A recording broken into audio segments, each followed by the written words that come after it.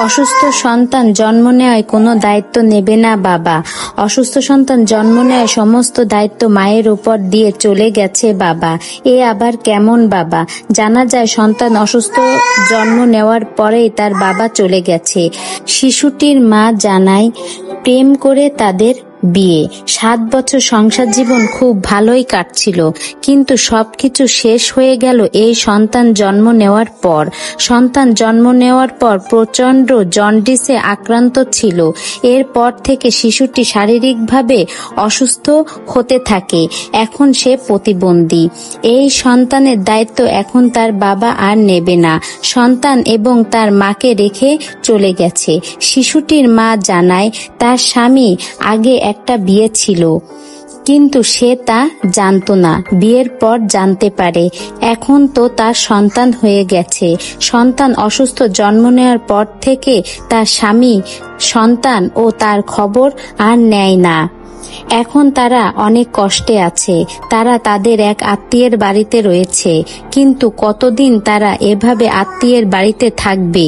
শিশুটির মা আরো জানায় সে কারো কাছ থেকে সাহায্য নিতে চায় না। শিশুটির মা জানায় শিশুটির বাবার কাছে টাকা চাইলে সে বলে আল্লাহ দেখবে, কিন্তু শিশুটির তো চিকিৎসার প্রয়োজন। সেই চিকিৎসা তার বাবা করাতে পারবে না।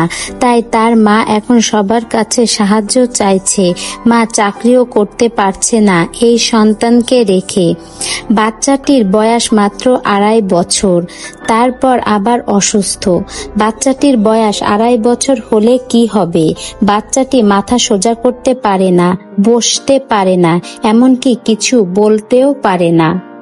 এই বাচ্চাকে নিয়ে ওর মা কোনো কাজও করতে পারে না। সকলের কাছে শিশুটির মা একটু সাহায্য চাইছে, যাতে বাচ্চাটিকে নিয়ে সে স্বাভাবিকভাবে জীবনযাপন করতে পারে। শিশুটির মা জানায় আমার অসুস্থ বাচ্চাকে রেখে ওর বাবা চলে গেছে, কিন্তু আমি তো যেতে পারছি না, কারণ আমি তো মা। এ কোন সমাজ যে অসুস্থ বাচ্চাকে রেখে বাবা চলে যায়? এ আবার কেমন বাবা?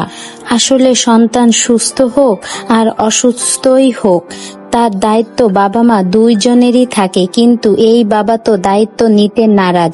আসলে তার মধ্যে কোনো মনুষ্যত্ব বোধই নেই।